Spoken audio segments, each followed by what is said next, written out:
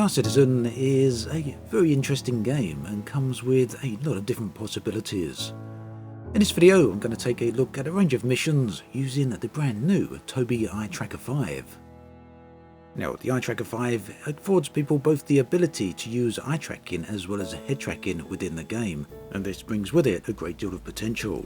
Now recently Tobii reached out to me and asked if I'd like to do a few videos with the Eye Tracker 5 and Star Citizen, and of course I was more than happy to do that, so this is a sponsored video. For more information on the Eye Tracker 5 as well as a 10% discount, do check out the links in the video description. Also, take a look at the link at the top of the screen right now to see my previous video on the Eye Tracker 5 in Star Citizen, as well as its general use in setup as well as exploration within the game. Now, the ship I'm in here is a Nomad. This is a new ship and it allows me to carry a small amount of cargo. So what I'm looking at here is some transportation missions. We're about to go and basically pick up a few boxes. Now, as I'm using the Mobi glass here, you can see the camera moving around a bit, and this is actually in response to my eye movements. As I look at various elements of the screen itself actually moves to keep those parts relatively centered.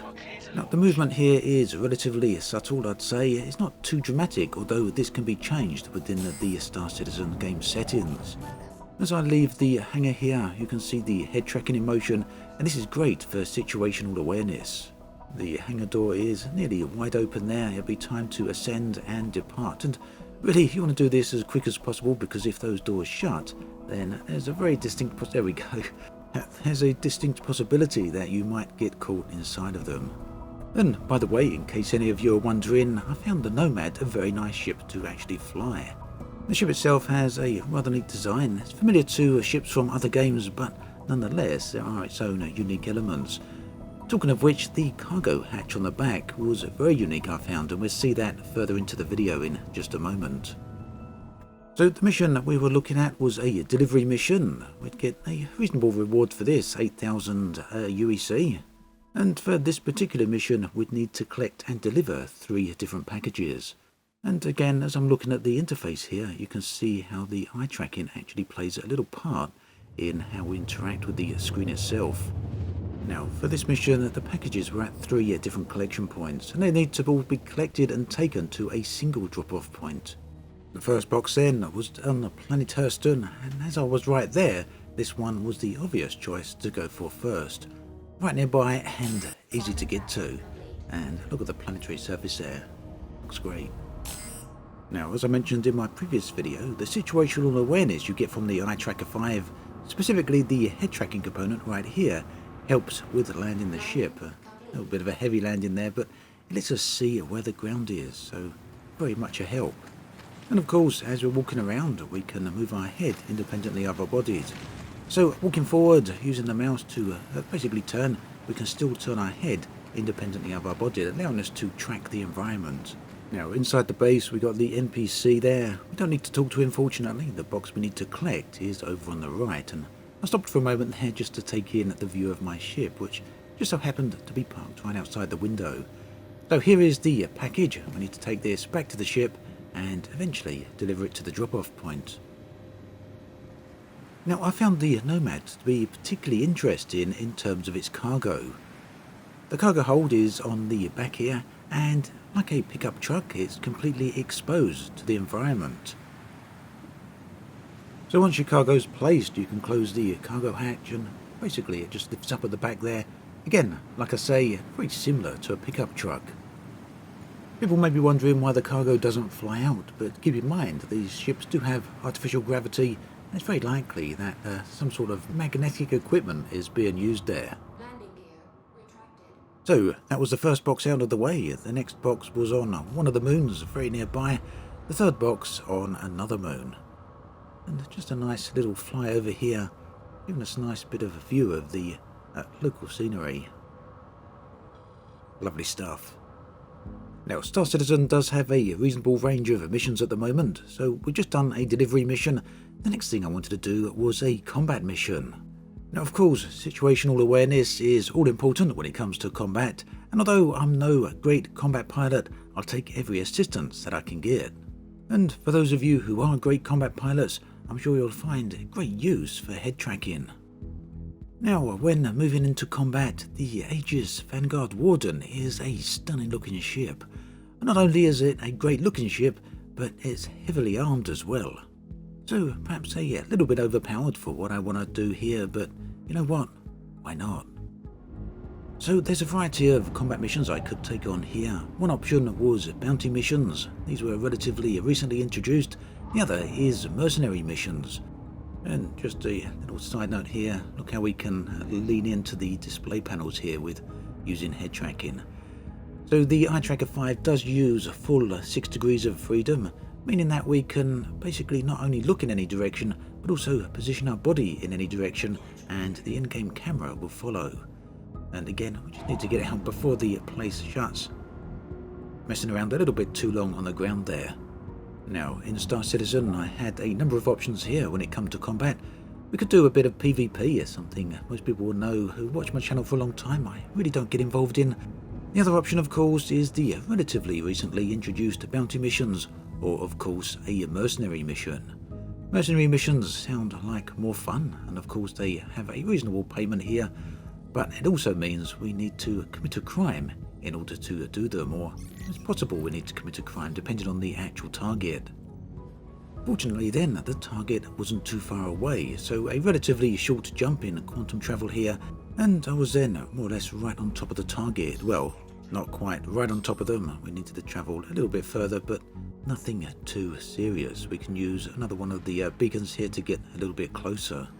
So the view there is maybe very similar to what you'll be used to. The target disappears off the screen and you try and turn the ship towards it. With head tracking, things are much better as you can actively turn the camera by changing the position of your head to track the target. Now, I'll admit right here, I kind of felt a little bit bad for the target here. They were in a lowly aurora, and more than once they requested to be left alone, but no, the mission was to take them down, so that's precisely what I was going to do. Although, that said, with me not being the best of combat pilots, this took a fair bit longer than I would have actually liked. But nonetheless, in the end, I achieved the target. This was murder though. Unfortunately for me, you can see there, crime committed homicide. Now, this is all well and good because the crime there will eventually expire, as long as you don't come under detection of the authorities anytime soon. We'll fly by there of some of the wreckage. Not looking great for that particular pilot. Now, the next mission I thought I'd try was a mission to destroy some skimmers. Unfortunately, this one didn't go very well for me. I simply wasn't paying attention at the time and ended up getting very quickly destroyed here. Generally speaking, skimmer missions should be relatively easy, especially in a ship of the size I'm in right here, but if you're not really paying enough attention, then things tend to not go too well, regardless of what you're doing. The consequences of this, of course, after the mercenary mission I just took on, was that I ended up inside the prison. Now, you do have to serve out a real-time sentence here. For me, it was very close to 5 hours. There are some options of dealing with this. You can just log out and wait for the timer to expire, or you can do some work, earn some merits to reduce your sentence. The alternative, of course, is to try and escape. There is an established escape route, but that's not the option I wanted to go for here.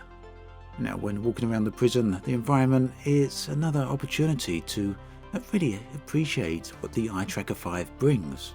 As I mentioned in my previous video, for me it's very much about immersion. Star Citizen, of course, is about immersion. That's perhaps one of its defining characteristics for many people, and the ability to just physically look around and have your head movements mapped real time in the game does add immensely to that. So there we go, there's the prison sentence. Time to earn some merits to try and reduce this down a bit. Now, whilst we're doing this, I want to talk about a few questions that were asked on my previous video about the Eye Tracker. Now, one particular question I noticed a few times in on the comments on my previous video was in regards to the types and sizes of monitor that the Eye Tracker actually supports. So yes, it does support ultra-wide monitors. That's both the 32:9 variety as well as the 21:9 variety. These are supported, but some functionality may be a little limited. In terms of the maximum monitor size, the maximum recommended size is 30 inches with 21:9 monitors and 27 inches for 16 by 9 monitors.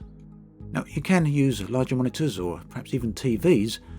The size limitations don't apply to head tracking. These are purely for the eye tracking. So if we look at the Tobii Help website, they specifically say for gaming, a larger screen can work pretty well, even if it's not recommended, because the software will automatically adjust to the maximum supported screen size area.